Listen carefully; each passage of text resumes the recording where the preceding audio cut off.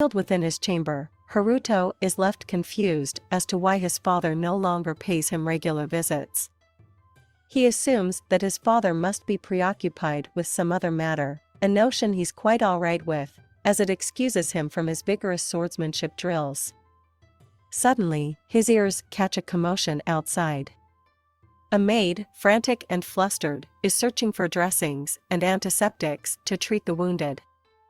Intrigued and worried, Haruto activates his enchanted monitoring system. What he discovers sends a jolt of surprise through him. The castle's soldiers have returned from battle, their bodies damaged and broken. The support staff is doing everything they can, but it's not enough. Feeling a heavy weight in his chest, Haruto seeks his father, finding him in quiet isolation. Gold explains that a recent surge in bandit attacks has plagued the province. He had managed to get intel on the thieves' base, planning to eradicate them once and for all. Despite thorough preparations, his men were caught off guard, ambushed by the bandits. Haruto's father's hand tightens into a fist as the weight of the failure sinks in. It has not only wounded his men, but also their morale. Thinking this seemed too grim for Haruto's young eyes, he suggests the boy return to his room. Haruto remains silent and steps back, while his mind is filled with countless thoughts. As he leaves, Haruto stumbles upon Flay, giggling and making light of the royal soldier's defeat. He sees her childish glee as disrespectful, losing his temper and telling her to seal her lips.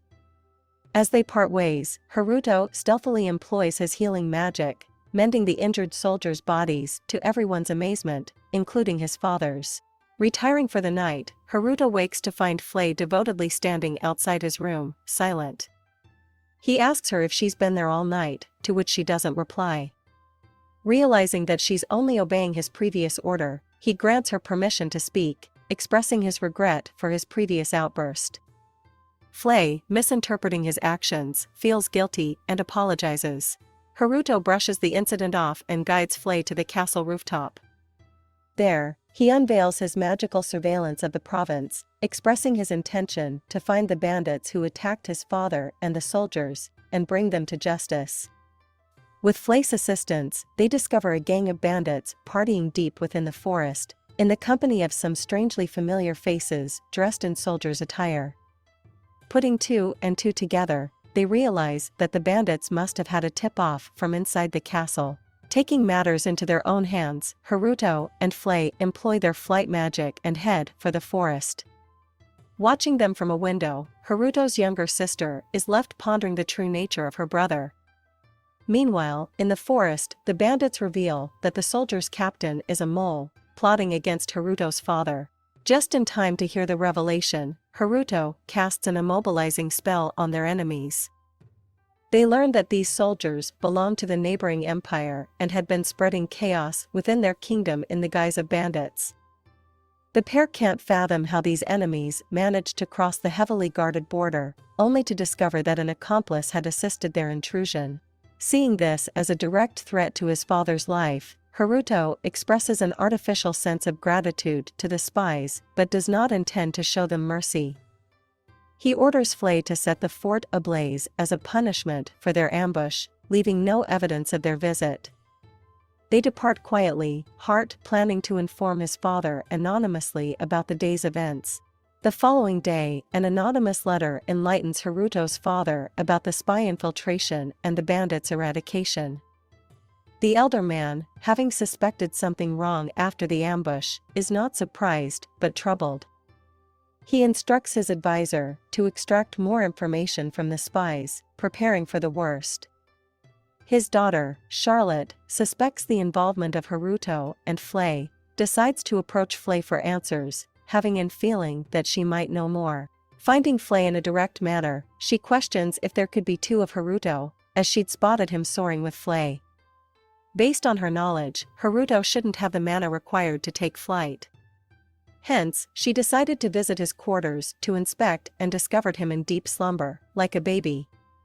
Charlotte shares that she didn't detect the usual ominous aura radiating from the slumbering Haruto, leading her to think he might be a lookalike. Flay is surprised by the young girl's sharp observation and confirms Haruto possesses an extraordinary power beyond human limitations. Charlotte praises the extraordinary nature of her dear Haruto, yet she avoids explaining the existence of the two Harutos. As a matter of fact, the Haruto that Charlotte spotted in the room was merely a magical illusion. Changing her line of questioning, Charlotte asks Flay about Haruto's true identity.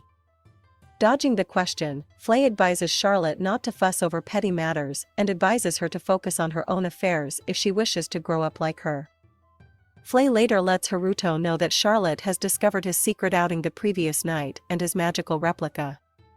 This naturally makes Charlotte suspicious of Haruto. As a result, Haruto decides to increase surveillance on Charlotte to monitor her actions, ensuring she doesn't uncover his antics once again. Later that night, Haruto leaves his room for a bathroom break, and Charlotte discreetly follows him. Noticing her tail, Haruto confronts Charlotte. However, as she spins around, Charlotte quickly makes a run for it. Later, when Haruto decides to indulge in a long, rejuvenating bath, Charlotte stealthily follows him there as well. She continues her covert operations, observing her brother while he's engaged in training, studying, chatting with Flay, and even during his bath. However, Haruto masterfully behaves like an ordinary child to keep her suspicions at bay. Following a week of surveillance by Charlotte, things begin to normalize. Haruto's mother, Natalia, decides to take Charlotte on a journey with her to attend the upcoming annual festival. Gold tells Haruto that he usually accompanies Natalia on such trips, but this year, Natalia has invited Charlotte. Haruto suggests that Natalia bring Flay along, but Natalia insists that Flay is needed for errands for Haruto. Haruto recalls that he tasked Flay with deterring the monsters in the region from attacking the nearby towns and villages. One night, Haruto's surveillance alarm, set to monitor Charlotte, wakes him up, and he senses something amiss. It seems Empire soldiers have trapped Natalia and Charlotte midway through their journey, and their own soldiers are struggling to fend them off.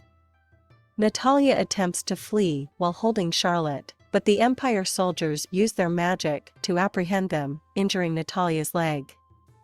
Haruto's magical spell takes control of Charlotte, guiding Natalia to escape. They rush towards a towering cliff and, with Natalia's magic, manage to descend with minimal harm. Charlotte informs Natalia about a nearby hiding place. They discover a stunning, brightly lit cave. Suspecting another's assistance in providing directions, Natalia decides to find the mystery helper, who she believes is a hero of justice. Natalia instructs Charlotte to stay inside the cave and steps outside, only to find the cave's entrance magically sealed off with illusions. The Empire soldiers coincidentally find Natalia. In a desperate act to avoid torture, Natalia attempts to end her own life with a dagger. Haruto arrives just in time to rescue her, knocking her unconscious so she won't witness his next actions. Haruto, filled with rage, defeats all the Empire soldiers in a matter of seconds. Afterwards, he carries Natalia back into the cave and camouflages his presence to remain unseen by Charlotte. He alters his voice and instructs Charlotte to care for her unconscious mother until help arrives. Charlotte recognizes the malevolent aura surrounding Haruto and wonders why he, an apparent villain, rescued them. She challenges Haruto, questioning if he is indeed a hero of justice. The question stuns Haruto, but he plays along, repeatedly agreeing. With her childlike understanding, Charlotte concludes that Haruto's powers are meant to combat evil. She steps closer to Haruto to apologize for her prior misconceptions. Haruto urges Charlotte to keep his hero persona a secret. Charlotte agrees, even promising to deceive her own father to keep Haruto's secret safe. Haruto excuses himself, claiming hero duties, but his true intention is to return to the castle before raising any suspicions. Meanwhile, at the castle, Gold is informed by his advisor about an anonymous letter concerning Natalia and Charlotte.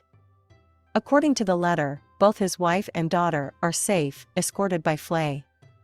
Though many of Natalia's bodyguards were injured, they have all fully recovered. Gold breathes a sigh of relief and asks Haruto his thoughts on their anonymous helper. Haruto believes they are justice-seeking heroes and assures Gold that these heroes will handle the Empire's soldiers if necessary. However, this ends up being Haruto's significant mistake, as the letter did not specify whether the attackers were Empire soldiers.